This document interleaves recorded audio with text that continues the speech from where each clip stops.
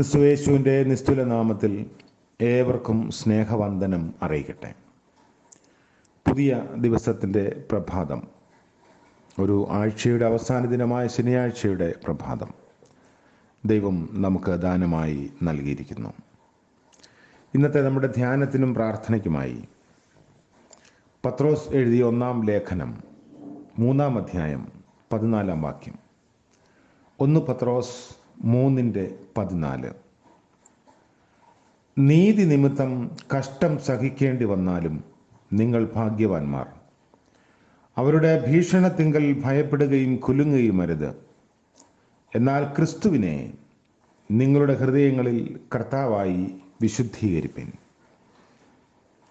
കർത്താവിൻ്റെ പരിശുദ്ധ നാമം വാഴ്ത്തപ്പെടുമാറാകട്ടെ. നീതി നിമിത്തം ജീവിതത്തിൽ നേരിടേണ്ടി വരുന്ന കഷ്ടതകളെക്കുറിച്ച്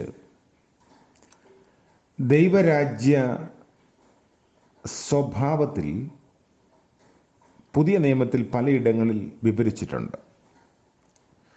നീതി നിമിത്തം എന്നാണ് വചനം പറയുന്നത്. എന്നാൽ നീതിയോടെ ഒന്ന് ജീവിക്കാൻ ശ്രമിച്ചാൽ സുവിശേഷം പറയുകയേ വേണ്ട. നമ്മൾ ജീവിക്കുന്ന ഈ സമൂഹത്തിൽ ഈ ലോകത്തോട് ചേർന്ന് ജീവിക്കാതെ അതിന് എതിരായി ഒന്ന് ജീവിക്കാൻ ശ്രമിച്ചാൽ ജീവിതം അത്ര എളുപ്പമാകില്ല. കൈക്കൂലി കൊണ്ട് നിറഞ്ഞ ഒരു ഓഫീസിൽ ഞാനിത് സ്വീകരിക്കില്ല എന്നൊരാൾ പറഞ്ഞാൽ ആ മനുഷ്യന് ആ ഓഫീസിൽ കഷ്ടതയുടെ പൂരമായിരിക്കും. ലോകത്തിൽ ലോകക്കാർ പോകുന്ന വഴിയിൽ കൂടെ നാം പോകുന്നില്ല എന്ന് മനസ്സിലാക്കുമ്പോൾ ലോകം നമ്മെ അംഗീകരിക്കില്ല. അനേക വിശുദ്ധ ജീവിതം നയിക്കുന്ന ആളുകൾ കഷ്ടത അനുഭവിക്കുന്നത് അവരാരും മറ്റുള്ളവരെ ഉപദ്രവിക്കുന്നത് കൊണ്ടല്ല, അവരുടെ വഴിയെ ചേർന്ന് നടക്കാത്തത് കൊണ്ടാണ്. എന്നാൽ ഏതെല്ലാം തരത്തിലുള്ള കഷ്ടതകൾ നേരിടേണ്ടി വന്നാലും ഒരു വിശ്വാസിക്ക് അങ്ങനെ നടക്കാൻ പറ്റില്ല. കാരണം വേറിട്ട ജീവിത ശൈലിയുടെ പേരാണ് ക്രിസ്ത്യാനിറ്റി അല്ലെങ്കിൽ ദൈവരാജ്യ സ്വഭാവം.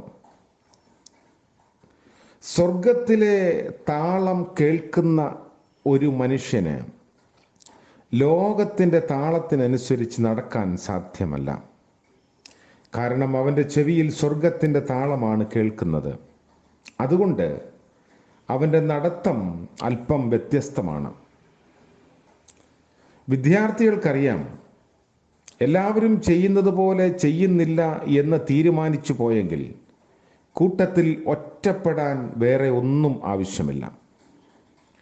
എന്നാൽ വക്രതയും കോട്ടവുമുള്ള ഈ തലമുറയിൽ അനിന്ദ്യരും പരമാർത്ഥികളും ദൈവത്തിൻ്റെ നിഷ്കളങ്ക മക്കളുമായി ജീവിക്കാൻ ദൈവം നമ്മെക്കുറിച്ച് ആഗ്രഹിക്കുന്നു. അതിന് ഒരു നല്ല ഉദാഹരണം അപ്പോസ്തല പ്രവൃത്തികൾ 16 അധ്യായത്തിലുണ്ട്. ഒരു വെളിച്ചപ്പാടത്തി യജമാനന്മാർക്ക് വളരെയധികം ലാഭമുണ്ടാക്കിക്കൊണ്ട് ജീവിക്കുമ്പോൾ അപ്പോസ്തലനായ പൗലോസ് അതുവഴി കടന്നു ചെന്നു. ഈ സ്ത്രീ അവരുടെ പുറകെ നടന്ന്, ഇവർ അത്യുന്നതനായ ദൈവത്തിൻ്റെ ദാസന്മാർ, രക്ഷാമാർഗം നിങ്ങൾക്ക് അറിയിച്ചു തരുന്നവർ എന്നൊക്കെ പറഞ്ഞപ്പോൾ പൗലോസ് പുറകോട്ട് തിരിഞ്ഞു നോക്കി അവളിലെ അശുദ്ധാത്മാവിനെ ശാസിച്ചു. അവളിലുള്ള അശുദ്ധാത്മാവ് പോയി കഴിഞ്ഞപ്പോൾ അവിടെ ഉണ്ടായിരുന്നവരെല്ലാം അപ്പോസ്തലന്മാർക്ക് എതിരായി. കാരണം യജമാനന്മാരുടെ ലാഭം നഷ്ടപ്പെട്ടു. അപ്പോൾ പൗലോസ് അവർക്ക് ശത്രുവായി. കർത്താവിന് വേണ്ടി അവൻ്റെ ശൈലിയിൽ ലോകത്തിൻ്റെ കളങ്കം പറ്റാതെ ജീവിക്കുമ്പോൾ ഈ ലോകത്തിൽ നമുക്ക് കഷ്ടങ്ങളുണ്ട്. അല്ലെങ്കിൽ മറ്റൊരു വിധത്തിൽ പറഞ്ഞാൽ ദൈവവചന അടിസ്ഥാനത്തിൽ ജീവിതത്തെ ക്രമപ്പെടുത്തുകയും അങ്ങനെയുള്ള നിലപാടിൽ ഉറച്ചു നിൽക്കുകയും ചില കാര്യങ്ങളോടൊക്കെ പ്രതികരിക്കാൻ ശ്രമിക്കുകയും ചെയ്താൽ നമ്മൾ മറ്റുള്ളവരുടെ കണ്ണിലെ കരടാകും, ശത്രുക്കളായി തീരാനുള്ള സാധ്യതയുണ്ട്. അതുകൊണ്ടാണ് പത്രോസ് ലേഖനം എഴുതുമ്പോൾ പറയുന്നത്, നീതി നിമിത്തം കഷ്ടം സഹിക്കേണ്ടി വരുന്നു. 1 പത്രോസ് 2-ാം അധ്യായത്തിൻ്റെ 29-ാം വാക്യത്തിൽ പറയുന്നു, നന്മ ചെയ്തിട്ട് കഷ്ടം സഹിക്കുന്നു എന്ന ഒരു നിലപാട്. അപ്പോൾ ഈ ലോകത്തിൽ യേശുക്രിസ്തുവിനോട് ചേർന്ന് ജീവിക്കാനും അവൻ്റെ ശൈലി അനുകരിക്കാനും ആഗ്രഹിക്കുന്ന ഒരാൾക്ക് ഉപദ്രവങ്ങൾ ഉണ്ട് എന്ന് ദൈവവചനം സാക്ഷിക്കുകയാണ്. ഇനി എങ്ങനെ പ്രതികരിക്കുമെന്നുള്ളതാണ് ഒരു വിശ്വാസിയെ സംബന്ധിച്ചിടത്തോളം ഏറ്റവും പ്രധാന കാര്യം. കർത്താവിനോട് ഐക്യമത്യപ്പെട്ട് നമുക്ക് ജീവിക്കാതിരിക്കാൻ സാധ്യമല്ല. കർത്താവ് നമ്മുടെ വായിൽ അല്ലെങ്കിൽ ജീവിതത്തിൽ തന്ന വചനം നമുക്ക് പറയാതിരിക്കാൻ സാധ്യമല്ല. അപ്പോസ്തലനായ പത്രോസ് പറഞ്ഞതുപോലെ, മനുഷ്യരെക്കാൾ ഞങ്ങൾ ദൈവത്തെ അനുസരിക്കേണ്ടതാകുന്നു. കർത്താവിനോട് ചേർന്ന് ആ ജീവിതശൈലിയിൽ ജീവിക്കേണ്ടതും ആവശ്യമാണ്. എന്നാൽ ഉപദ്രവങ്ങൾ വരുമ്പോൾ എങ്ങനെയാണ് ഒരു വിശ്വാസി പ്രതികരിക്കുന്നത്? അത് വളരെ പ്രധാനപ്പെട്ട കാര്യമാണ്. കഷ്ടതകളുടെ ഒരു ലിസ്റ്റ് തന്നെ നമ്മൾ വായിച്ചു തുടങ്ങിയ വിശുദ്ധ മത്തായി എഴുതിയ സുവിശേഷം 5-ാം അധ്യായത്തിൻ്റെ 10-ാം വാക്യത്തിലൊക്കെ നമ്മൾ കാണുന്നു, നീതി നിമിത്തം ഉപദ്രവിക്കപ്പെടുന്നു. എൻ്റെ നിമിത്തം നിങ്ങളെ പഴിക്കുകയും ഉപദ്രവിക്കുകയും നിങ്ങളെ കൊണ്ട് എല്ലാ തിന്മയും കളവായി പറയുകയും ചെയ്യുന്നു. ഇങ്ങനെ കളവ് പ്രചരിപ്പിക്കുന്ന ആളുകൾ സത്യവാന്മാരായി മാറുന്ന ഒരു ലോകം. എൻ്റെ നിമിത്തം നിങ്ങളെ പഴിക്കുകയും എന്ന് പറഞ്ഞാൽ, പഴി ചാരാൻ ഈ ലോകത്തിന് ആരെയെങ്കിലും കണ്ടുമുട്ടാനുണ്ടെങ്കിൽ അത് ദൈവമക്കളെയാണ്. മാത്രമല്ല, നിങ്ങളെ കൊണ്ട് എല്ലാ തിന്മയും കളവായി പറയുകയും ചെയ്യുന്നു. ഇതിനു മധ്യേ എങ്ങനെയാണ് ഒരു ക്രിസ്തീയ സുഗന്ധം പരത്തി ജീവിക്കാൻ സാധിക്കുക? ഒരു ആലോചന നമുക്ക് ലഭിക്കുന്നത് അതിശയിച്ചു പോകരുത് എന്നതാണ്.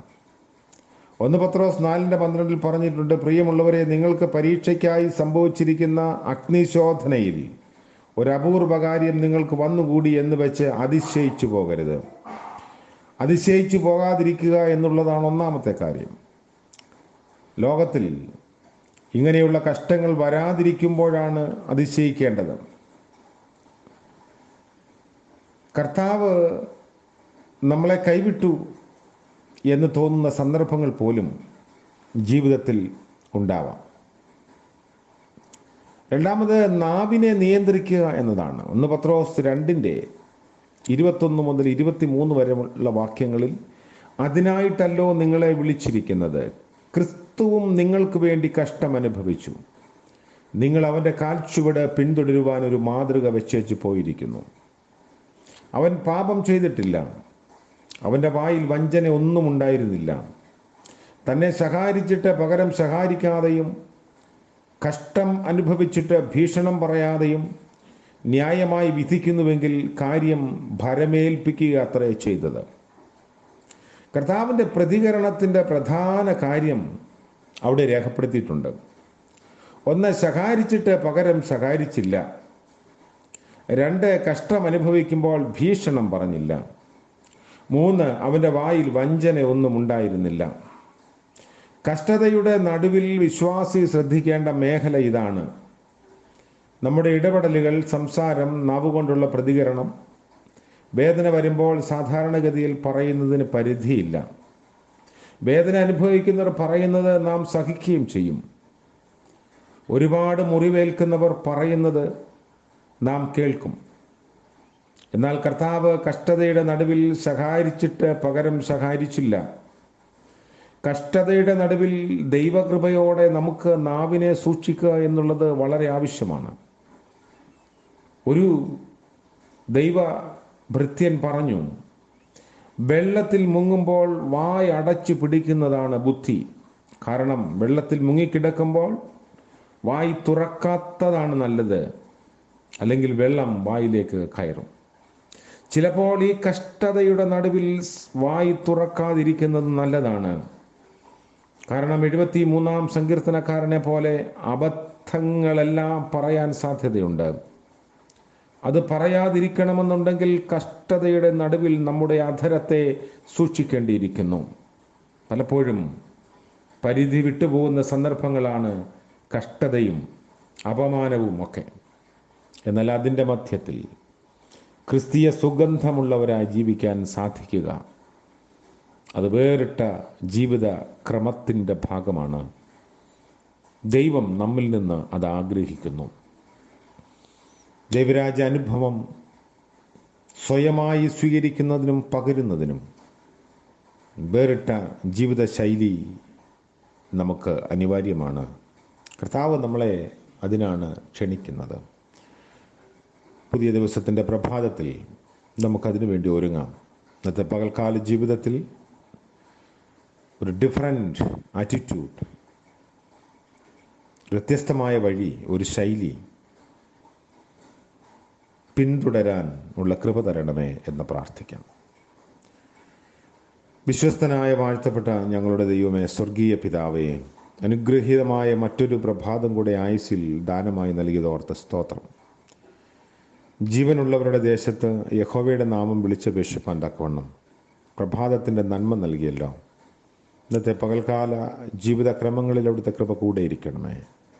വ്യത്യസ്തമായ വഴികളിൽ ഉറച്ചു നിൽപ്പാൻ സഹായിക്കണമേ. ഇടറാത്ത ചുവടുകളും പതറാത്ത മനസ്സുകളും നൽകണമേ.